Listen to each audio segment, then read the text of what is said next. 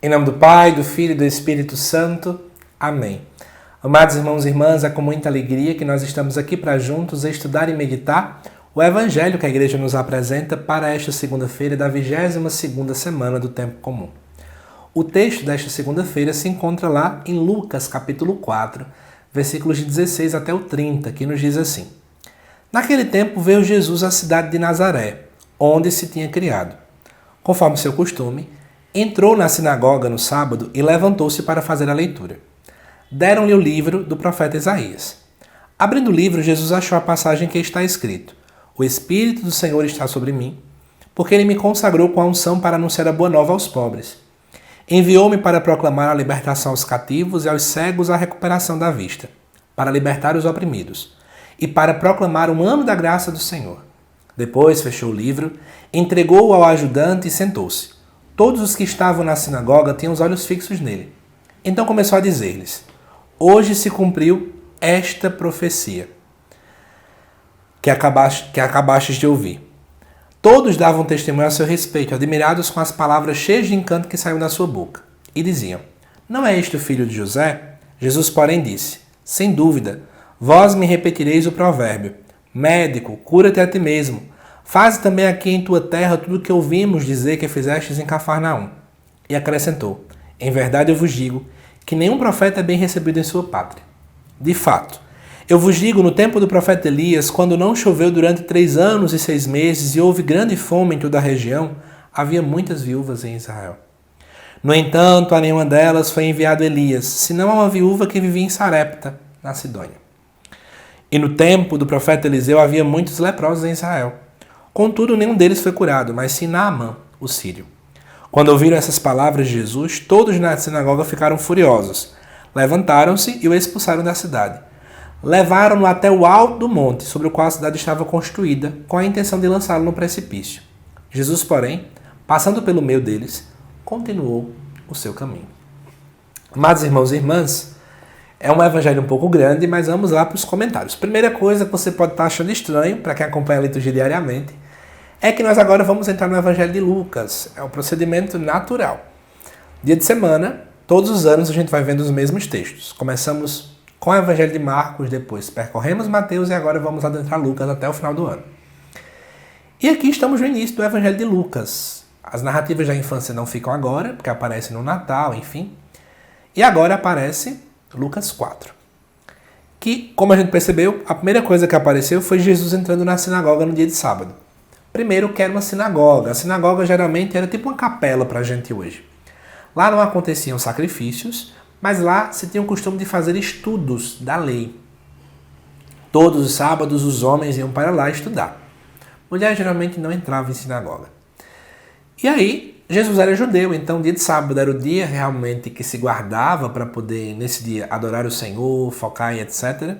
Então Jesus entra lá e se levanta para fazer a leitura. Era algo padrão.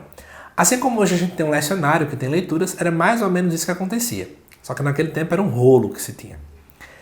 E a leitura do dia, como eu falei, é igual ao lecionário, tem uma leitura para cada dia. Exatamente apareceu a leitura do livro de Isaías, onde vai falar sobre o Espírito do Senhor está sobre mim, porque ele me consagrou com a unção para anunciar a boa nova aos pobres.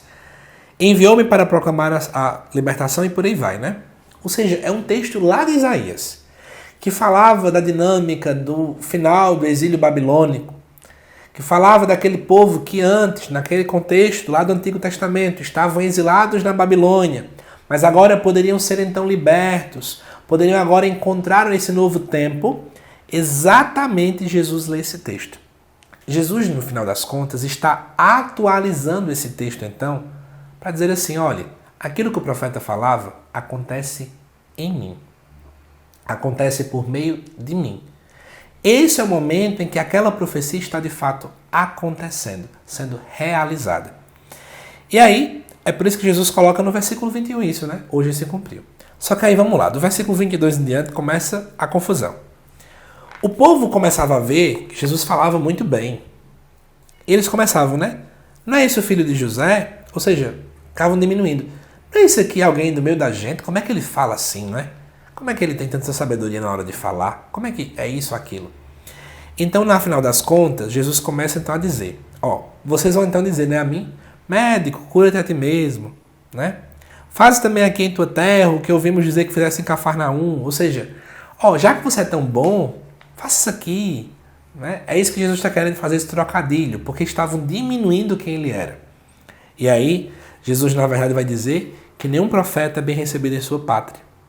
Ele recorda da situação do profeta Elias, que ninguém vai até ele, a não ser uma mulher lá de Sarepta, que era uma mulher pagã, uma mulher estrangeira. A mesma coisa acontece com Eliseu, que vai um estrangeiro lá de Naamã também até ele. E aí o povo fica furioso. Por quê? A grande concepção que se tinha no mundo judeu era que a salvação ela vinha para um grupo seleto de pessoas. E essa salvação ela estava extremamente relacionada à questão do nacionalismo. Então, por exemplo, quem era salvo era o povo que pertencia à nação de Israel, que nascia naquela região, que nascia num berço judaico e por aí vai. Então, vê Jesus, de certa forma, elogiando uma viúva da Sidônia, Naamã, que era sírio, era uma afronta à religiosidade daquele povo. Então, o povo se revolta automaticamente. Aí eu já vou chamando a atenção. Você que vai acompanhar aqui sempre, né, diariamente, a leitura do Evangelho de Lucas, o Evangelho de Lucas ele foca muito na misericórdia. Então, Jesus quer mostrar que a salvação que ele vem propor não é apenas para aquele grupo seleto. Mas a missão de Jesus é uma missão que é universal. Ela abrange a todos os povos. Então não importa quem eu seja, a salvação que Jesus traz, a libertação que Jesus traz, ela também busca atingir a mim. Jesus também quer me salvar, Jesus também quer me redimir, Jesus também quer que eu mude de vida. E aí o povo leva Jesus para poder Jesus ali de fato, né, ser jogado, ser morto, mas Jesus escapa, porque ele ainda não concluiu sua missão, ele estava no início. Jesus sabia o tempo certo para cada coisa. E aí, amados irmãos e irmãs, que leitura a gente pode fazer daqui? Duas coisas. Eu acho que primeiro a gente pode se questionar o quanto é que muitas vezes nós somos, como esse povo aqui religioso, que não aceita uma salvação de fato que abrange todo mundo. Às vezes, como o Papa Francisco fala, nós somos fiscais da fé. Então a gente fica fiscalizando a fé alheia, a gente fica se sentindo superior em relação aos outros e por aí vai. E é tão feio essa situação, né? Segunda coisa também, que eu acho que é importante a gente poder colocar, é olhar também que nós somos esses estrangeiros. Eu sou uma viúva de Sarepta, eu sou um Naamã o sírio, que era leproso, e Jesus também quer chegar até mim. Ele quer curar as minhas lepras, ele quer curar, né, o meu luto da viuvez. Ele deseja tocar nas minhas realidades, não importa quem eu seja. A misericórdia de Deus deseja de fato abraçar toda e qualquer criatura. Que nós possamos, à luz disso aqui, iniciar uma semana com esse olhar, olhando e focando na misericórdia de Deus. Que Deus te abençoe, amado irmão e irmã. Te aguardo nos próximos vídeos aqui do canal. Até mais.